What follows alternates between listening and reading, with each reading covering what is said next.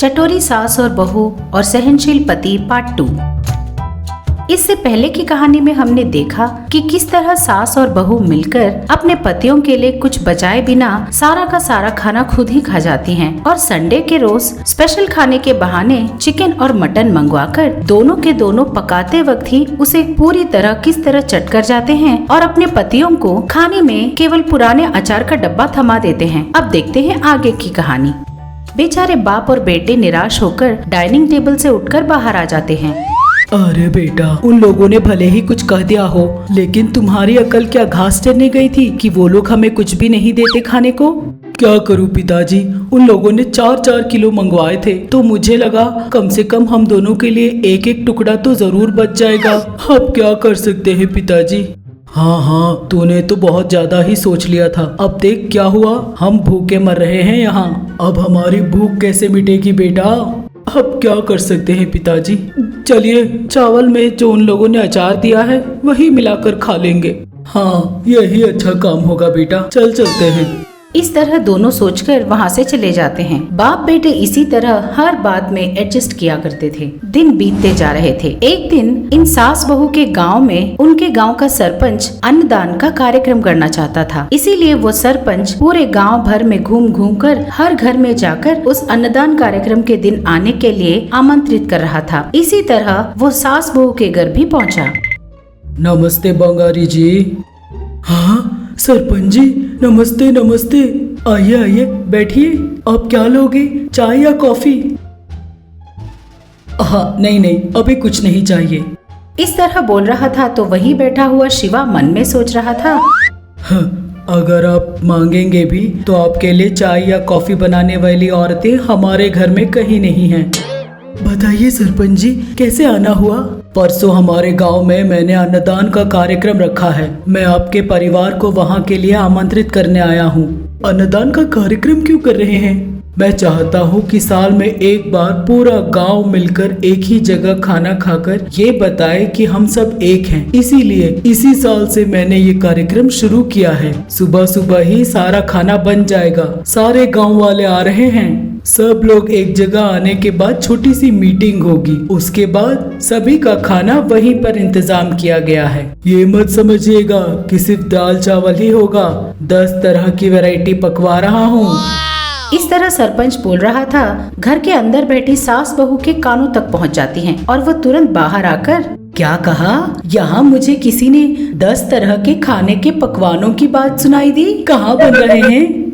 इस तरह वो पूछ रही थी तो बाप बेटे, यहाँ इन्होंने बड़े धीरे से कहा था, आपके कानों तक पहुँच गई बात? मेरे कानों को हर बातें सुनाई नहीं देता बेटा, बस थोड़ी सी बातें ही सुनाई देती हैं। वो कौन सी बातें हैं माँ? आपको ये सब जानने की कोई जरूरत नहीं है सरपंच जी। अरे ये तो बताया ही नहीं कि ये पकवान कहाँ बन रहे हैं। हमारे गांव के स्कूल में, सुबह जल्दी आ जाइएगा। अरे इतनी बार बताने की जरूरत क्या है, हम सबसे पहले ही पहुंच जाएंगे वहाँ। अच्छा ठीक है, अब मैं चलता हूँ। अभी भी बहुत सारे लोगों को बुलाना बाकी है। इस तरह बोलकर वहाँ से चला जाता है। सरपंच के चले जाते ही सीतालू, अरे ओ तुलसी, परसों हमारे गांव में अन्नदान का कार्यक्रम है। हाँ सासू माँ, मैंने भी सुना है। कितनी अच्छी खबर है ना? तब शिवा बोला, अन्नदान का कार्यक्रम तो परसों है। कहीं तुम लोग आज ही से बिना कुछ खाए अपने पेट खाली तो नहीं रखने वाले? छी, हम वैसे भी क्यों करेंगे जी? हम जितना आप समझते हैं उतने कंजूस भी नहीं हैं। इस तरह बोल रही थी तो शिवा हाँ करते हुए अपना मुंडी हिला रहा था। तब तुलसी बोली, आज का खाना आज और कल का खाना कल। क्या कहती हो सासू माँ? खाने के मामले में पीछे हटने का तो सवाल ही पैदा नहीं होता। अपनी माँ और पत्नी की बातें सुनकर शिवा बोला, पिछले जन्म में तुम लोग जरूर एक बकासुर और एक कुंभकर्ण रहा होगा। इस जन्म में भी वैसे के वैसे ही हो।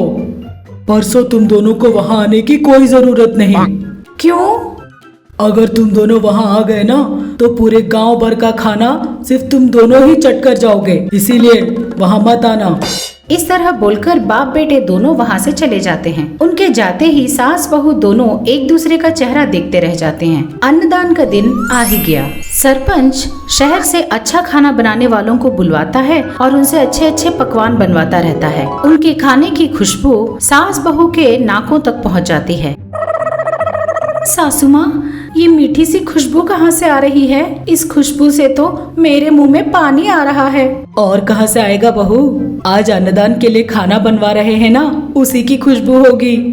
चलिए सासू माँ, एक नजर देख कर आते हैं। लेकिन शिवा ने हमें वहाँ आने से मना किया है ना, तू भूल गई क्या? अगर उन्होंने मना किया है तो हम लोग क्या चुप बैठने वाले हैं? बिल्कुल चुप नहीं बैठेंगे। हाँ हाँ, बिल्कुल चुप नहीं बैठेंगे। एक काम करते हैं, चुपके से जाकर जितना खा सके खाकर चुपचाप घर वापस आ जाते हैं। क्या कहती हो? मैं क्या कहूँगी सासू माँ, ठीक है कहूँगी। हाँ, सारा खाना बन जाने के बाद मीटिंग होगी ना, उसी वक्त हम दोनों चुपके से जाकर मीटिंग खत्म होने से पहले सारा खाना खाकर वापस आ जाएंगे। इस तरह उसने कहा। शिवा और बंगारी ने सास बहू को घर में ही रुकने के लिए कहकर मीटिंग की जगह पर चले जाते हैं। एक स्टेज पर सरपंच खड़े हुए थे और सामने गाँव वाले बैठे हुए थे। सरपंच माइक पकड़कर बोलते हैं, मेरी बात का मान रखकर आज यहाँ इतने सारे लोग आए हैं, उन सबको मेरा धन्यवाद। इस तरह वो बातें करने लगता है। ये बात सुनते ही सास बहू दोनों समझ जाती हैं कि मीटिंग शुरू हो गया है और वो चुपके से अपने घर से निकलकर पकवानों के पास पहुंच जाती हैं। वहाँ तरह तरह के पकवान बने हुए थे। उन सबको देखकर, सासू माँ देखिए कितनी सारे खाने की चीजें हैं। आपने कभी देखा है इतनी सारी चीजें? हाँ बहू, मैंने तो कभी नहीं देखा। और क्या हम लोग बस देखते ही रहेंगे? इन सबको सीधे अपने पेट में डाल लेंगे। इस तरह बोलते हुए दोनों उन बर्तनों के पास पहुंच जाते हैं। उन्होंने सोचा कि अब खाने को ले जाकर प्लेट में परोसने से देरी हो जाएगी, इसलिए सीधे बर्तनों में से ही खाने लगे।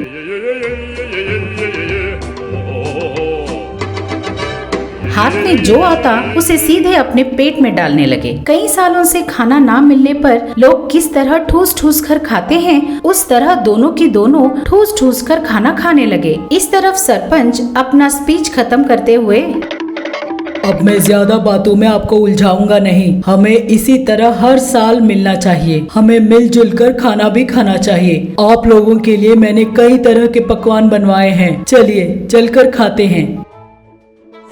इस तरह वो सारे गांव वालों को लेकर खाने के बर्तनों के पास पहुंचते हैं। सारे गांव वाले बड़ी आशा से खाने के बर्तनों के ऊपर के ढक्कन को हटाते हैं, लेकिन अंदर कुछ भी नहीं था। सारे के सारे बर्तन खाली हो चुके थे। ये देखकर सारे गांव वाले दंग रह जाते हैं। अरे, सारा खाना कहाँ गया? मैंने तो 1000 लोगों के खाने का इंतजाम कराया था। सारा खाना कहाँ गया? हे राम! इस तरह वो अपना सर पकड़कर बैठ जाता है। जब बाप बेटों ने खाली बर्तनों को देखा तो उनकी समझ में सब कुछ आ गया। पिताजी, ये जरूर उन दोनों का ही काम है। हाँ बेटा, हमने आने के लिए मना किया था, लेकिन वो दोनों चुपके से आकर सब कुछ चट कर गए। इस तरह दोनों फुसफुसाने लगे। सारे गांव वालों को खाना खिलाने की आशा से जिस सरपंच ने उन्हें बुलाया था, खाली बर्तनों को देखने की वजह से गांव वाले उन पर टूट पड़ते हैं। अरे, हम लोग तो घर में आराम से बैठे हुए थे, लेकिन इसने सारे गांव वालों को बुलाकर खाना खिलाने की बात कही। तूने तो कहा था कि साल में एक बार इस तरह सब लोग मिलजुल कर खाना खाएंगे। अब बता कहाँ है खाना? फिर कभी हम लोगों को बुलाया तो देख लेना। इस तरह गांव वाले सरपंच को डांटकर वहां से चले जाते हैं। सरपंच की इज्जत मिट्टी में मिल जाती है। वो बेचारा अपने सर पर हाथ रखकर उसका सारा प्लान चौपट होने की वजह से दुखी होने लगा। ये देखकर बाप बेटे, उनके चटोरेपन के लिए आज हमारे सरपंच बलि का बकरा बन गए पिताजी। हाँ बेटा। इस तरह बोलकर बाप बेटे दुखी होने लगे। आप सबको प्रणाम। मैं आप सबकी मनपसंद सास हूँ। हाय, और मैं आप सबकी चहेती बहू हूँ। अब से आप लोगों का मन बहलाने के लिए और आप लोगों को खुश करने के लिए हम महा टीवी के साथ आप लोगों से मिलने आ रहे हैं। तो अब देर किस बात की, अभी हमारे चैनल को सब्सक्राइब कीजिए। नोटिफिकेशन के लिए घंटी बजाना ना भूलिए। आपको सास पसंद है या बहू पसंद है? कमेंट्स में जरूर लिखिए। देखते रहिएगा महा टीवी।